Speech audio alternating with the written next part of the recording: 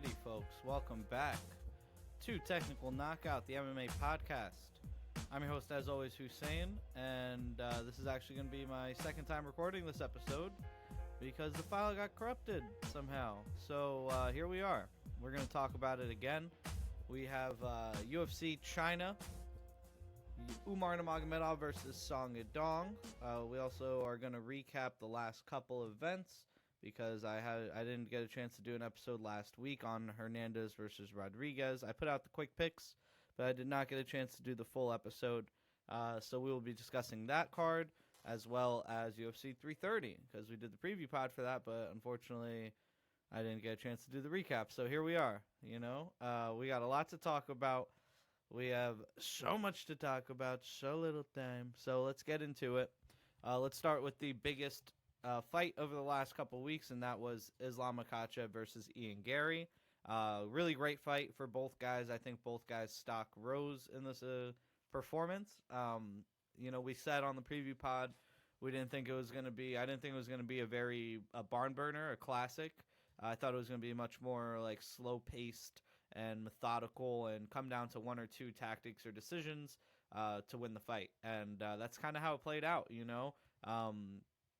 Islam won rounds 1, 2, and 5. Gary won rounds 3 and 4, in my opinion. The judges ended up giving Islam the 4th round. 2 of them did, at least. So it's honestly a good thing that Islam won the 5th and not Gary, because if Gary would have won the 5th, we would have been looking at a robbery, and it would have really sucked coming off of that 4th round where he did absolutely no damage, and Gary did all the damage. Although there are those little pot shots, they did count for something. They bloodied up Islam's face. They marked him up. So that counts a lot more than just holding somebody against the fence. But besides the scoring of the fight, the way that the fight played out was really interesting. Islam had that great moment in the 2nd round where he dropped Gary with the head kick and then threw him to the ground with the judo throw. Really beautiful stuff. And in that moment, you're thinking like, wow, this guy really is the best in the world, It was a phenomenal sequence from Islam. And then for Gary to come back in the 3rd round and win that round after that, dominant performance from Islam in the 2nd was really something to behold, too, I think he had a great game plan for this fight. He did a great job of mixing up his levels as he did against Carlos Prates and against Bilal Muhammad, where he would use the oblique kick on Islam's knee. Islam would, have to be forced to retreat that knee back, and then Gary would throw up the head kick. And even though it didn't get through the guard much, it gave Islam something to think about. And then because he was worried about the knee and the head kick, he had the body kick open. So Gary was able to slam those body kicks home all day, and that was really, I think, his best tool in the fight. Really phenomenal stuff there to mix up the targets on such a developed fighter as Islam, who is so defensively minded. To find that opening is not easy, So hats off to Ian Gary for his performance. People in the comments and Dana White after the fight were complaining that he was hugging Islam at the beginning of the 5th round, that he should be trying to kill him and not trying to hug him. And I understand the discourse, but you have to understand that part of Ian Gary's game, part of his psychological game, is to kind of disarm his opponents. And I think that hugging, that respect that he shows, bringing his son to the post-fight or to the pre-fight press conferences and stuff like that, to the weigh-ins, and having him meet Islam, I think this is all tiny psychological warfare to make Islam hesitant, or maybe like respect him just enough that he won't like go for the gusto, and that leaves some openings for Gary. I mean, maybe I'm tinfoil hatting it, but it really feels like that's what Gary's idea is for being so outwardly respectful and making a point of being so sportsmanlike, Maybe that's to his fault, maybe it's to his credit, I don't know. But regardless of the situation, Islam was able to defend the belt, pulling it out in the 5th round, where he finally was able to get like some real control time on the ground. He showed off that championship medal, I think going forward, guys like Prates, Morales, I think their best chance is to try to chin Islam, because clearly he has such a deep bag of tricks. He has such great fight IQ. He has great conditioning. He has great wrestling. His striking is great. His clinch game is great. He has such that deep bag of tricks, such a great arsenal, that I think the only way to really get him out of there is going to be to catch him with an errant shot, or, something like that where you knock him out cold and hurt him, Everybody can be hurt. We've seen it before. He's gotten knocked out before. So, I mean, I think it's that's the path to victory for a guy like Morales or a guy like Prates. Now, I would give Morales a bit more of an edge in their fight. I do think Prates is the better striker, but Morales has much better grappling. He grew up doing judo. He grew up doing jiu-jitsu. So, he can always use that in defense for Islam. Maybe it won't work, but I think he'll have a much better chance at negating the grappling than Carlos Prates will. That's not to say that Prates is a bad grappler or wrestler. It's just that Morales is much better in that facet than he is. I think coming out of the Gary fight, going into it, I said on the preview pod, and I think most educated fans and pundits realize that Gary has better grappling than people give him credit for, and Islam has better striking than people give him credit for. And both guys were able to take advantage of the other one in the areas that, you would think that they would have the advantage. The other guy would have the advantage, you know what I mean? When Islam was not able to get the takedown against the cage, Gary was able to do damage there, where I thought that the clinch would be Islam's world for sure. And on the feet, Islam was able to land the most devastating strike of the fight with that head kick. So, I mean, really interesting fight the way it played out. I think both guys' stock goes up. Big fan of both guys, so I'm excited to see where they go from here. I think Prates and Morales are going to be their next two fights. I would like to see Morales versus Gary. Though I do think that Gary would win that fight, I want to see Morales fight for the belt one day, and I think he needs one more fight to get there. I would have liked to have seen him fight Bonfim, Morales versus Bonfim, but I guess Bonfim is booked against Brady. It's either Brady or Buckley, somebody like that. But yeah, it's a great division right now, welterweight, So, yeah, pretty solid. There was a bunch of upsets on that card, too. Neil Magny got it done. Jeremiah Wells got it done. That was insane.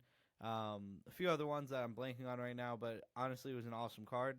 And then last week, we had Hernandez versus Rodriguez, which turned out way better than I thought it was going to.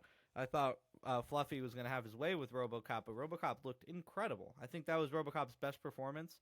I don't think it's controversial to say. I mean, this guy has improved so much, He's always had this power. He's always had this grappling base, this good balance, this good technique.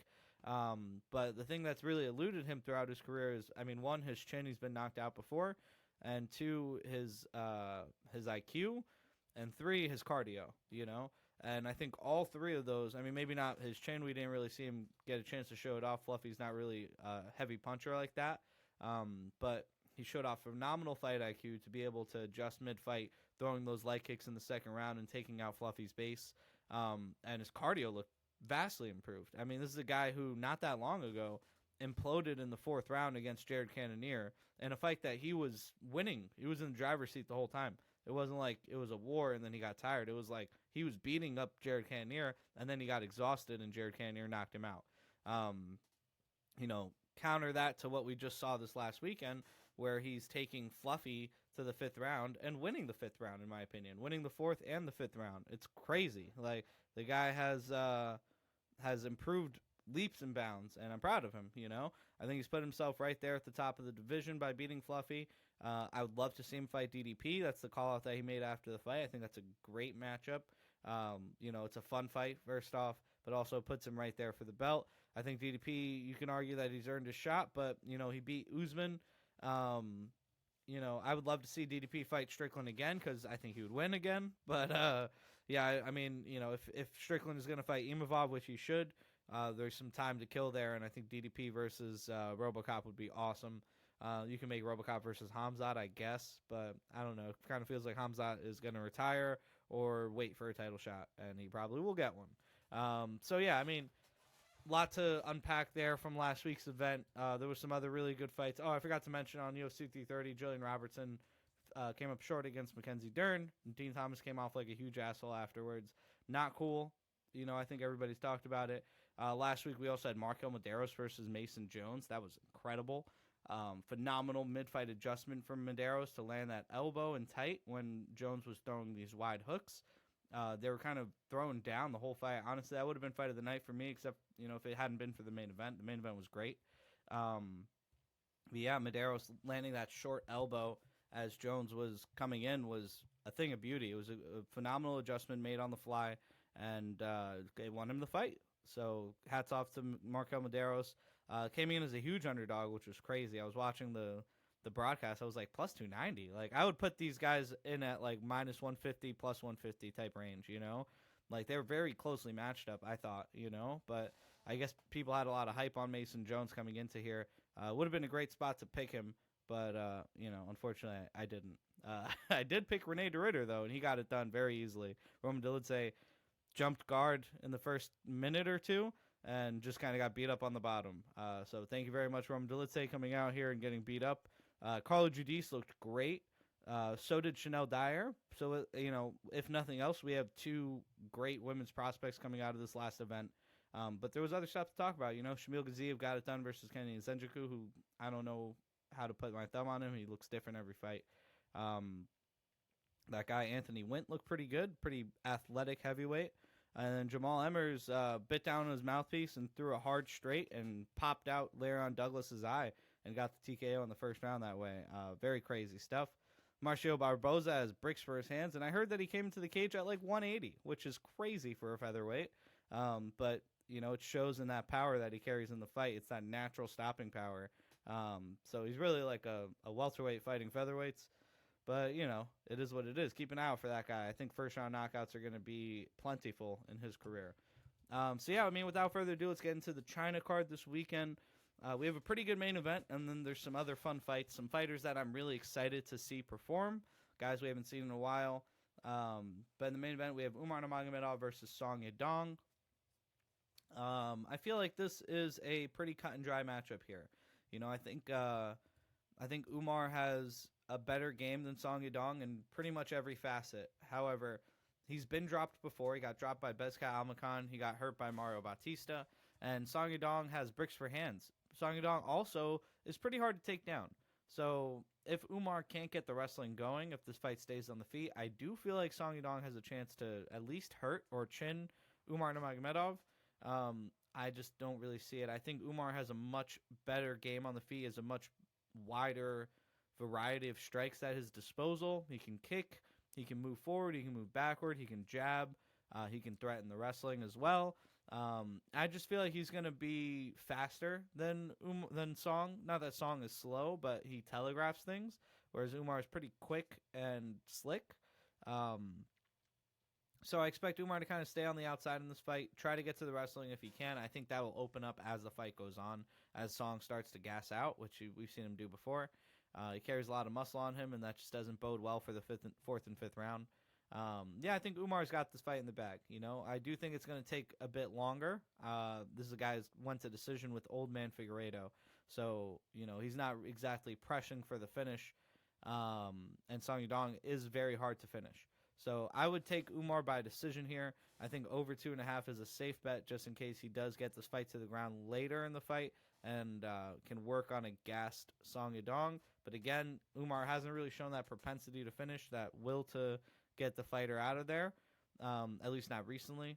So, I won't be holding my breath for an Umar finish, but I think the Umar over 2.5 rounds is a very good pick this weekend. I think Song Yadong has a pretty clear ceiling in this division, and guys like Umar, guys like O'Malley, guys like Yan are going to be the guys who stop him from reaching that top of the division. But that's not to say that he's not a talented fighter. He's also very young, so who's to say that he can't improve between fights? I just feel like with his camp, with the way that he fights, his style, he kind of does the same thing every time. So I'm going to have to side with the guy with more tricks here, and that's Umar Nurmagomedov. So let's go Umar in the main event, over 2.5. Co-main event, we have Yan Xiaonan versus Denise Gomez. I love this fight. I'm a big fan of Yan Xiaonan. Watch her fight with Wei Li.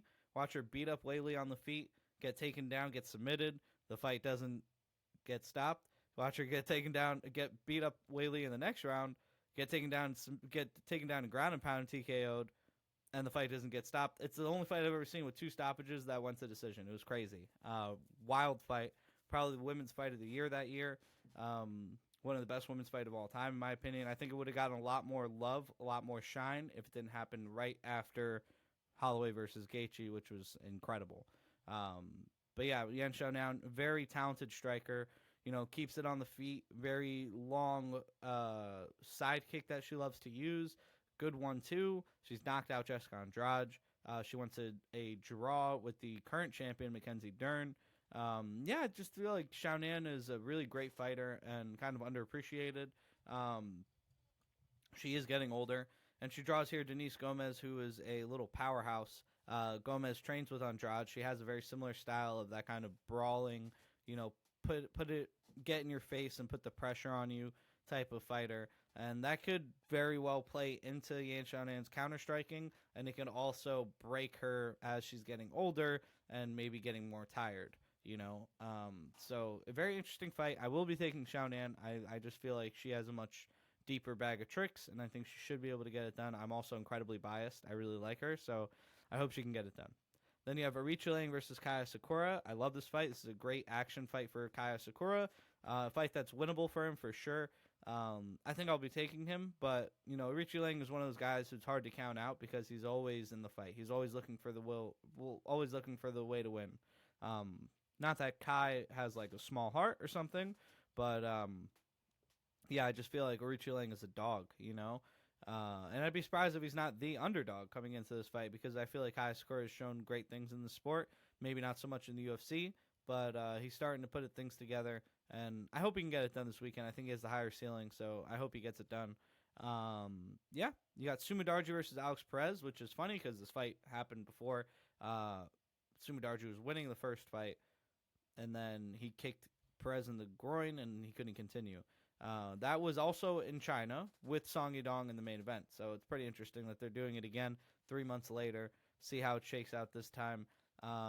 Considering, going into that first fight, I really thought that Perez was going to beat up Sumidarji. I felt like he was the more experienced, the harder puncher, more variety of weapons that he can use, but that's not how the fight played out. Sumidarji was looking very good in that matchup, so I am going to have to take him here. It's only been 3 months. I can't imagine it's going to be much different.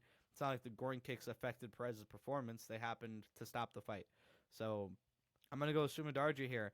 I love Alex Perez, but I'm worried that he's a little long in the tooth at this point. And considering how the matchup went last time, I think you have to pick Sumidarji here. Next, we got Lu Chi versus Levi Rodriguez Jr. It was supposed to be Junior Tafa. I guess Junior Tafa pulled out. So hopefully that's a fun fight. We'll see what happens. This guy Lu Chi is only 3-1, so I don't know how much he's going to bring to the cage, but we'll find out. Bilal Hassan looked great in his contender series, so I'm excited to see him get a shot in the UFC. You got Andre Lima on the prelims. Ray Surya versus Kevin Borjas. That's a pretty fun fight. I think that fight has like a pretty clear-cut game plan here. Borjas is going to try to keep it on the feet, land 3-4 strike combinations. Surya is going to try to get the fight to the ground. If he can't get the fight to the ground, Borjas should be able to piece him up. He should be able to tack it on as the fight goes on. We saw him put in a great performance in his last fight against Andre Lima, who kind of did nothing, and Borjas just outworked him. So I'm excited to see him perform again. He's somebody who hasn't had a ton of success in the UFC, but when he's on, he looks great. Ray Surya, I guess you could say the same thing, Hasn't had a ton of success in the UFC, but when he's on, he looks great. He's a great wrestler. He's got a good jab. His striking definitely needs to catch up to his grappling, and his cardio is the big thing that's been a problem for him. A guy like Borjas can definitely take advantage of that, but I feel like Surya should be a good enough wrestler to get this fight to the ground for the first couple rounds and bank those. If Borjas can pull out a huge third round and knock him out, maybe. But, this is a fun fight. I'm not sure I'll be betting on it, but I think it's going to be a really fun one to watch. Then you got Xiao Long coming back. That's going to be cool. And Jack Jenkins versus Sean Woodson is a very interesting fight. I love this fight. Sean Woodson, very tall, very gangly, lanky guy. Huge jab, huge knee up the middle. Really built like an alien.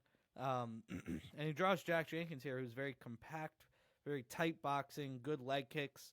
And I think that those leg kicks are going to be a big factor here. Woodson has those long legs. It's kind of hard for him to check.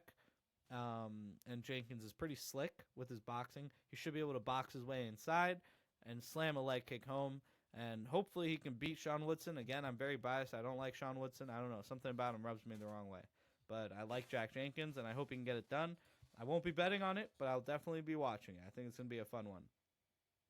And you got some guys who nobody knows coming on the prelims, as well as Julia Pilastri versus Zhang Jinnan, the girl that Angela Hill beat up in her debut. Former atomweight champion, I should say. Yeah, I mean, pretty fun card in China. It's going to be in the morning. It starts at 8 a.m., I believe, in the main card for EST. So just keep an eye out for that. Maybe wake up early. Maybe just watch it in the afternoon and try to avoid the spoilers. Good luck. But yeah, so without further ado, let's go down our quick picks for the evening. In the main event, we're going to take Umar Nurmagomedov over 2.5 rounds. We're going to take Yan Xiaonan money line. We're going to take Sumudarji money line. And you know what? I'll throw in Kaya Sakura as well. We're going to go 4 picks this weekend. One more time. Umar over 2.5. Yan Xiaonan money line. Kaya Sakura and Sumudarji. You could throw in Jack Jenkins if you're feeling explorative. You could throw in either Borjas or Surya, depending on the dog in that fight. I think it would be a good idea. Dog or pass situation. Yeah, I think it's going to be a pretty good card. I appreciate you guys for watching. I got the Patreon up. We got some bonus material on there, so check that out. Patreon.com/TKO MMA Pod. My buddy Jacob Estevez is going to get his second pro fight soon, and I'll be lining up an interview with him when he gets that booked so we can talk about his first fight and his second fight in the same episode. It's going to be a good one, so keep your eyes out for that as well.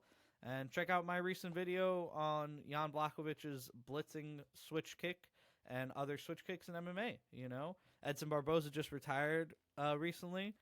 He's done some great things in the sport, and coincidentally, he happens to be in that video.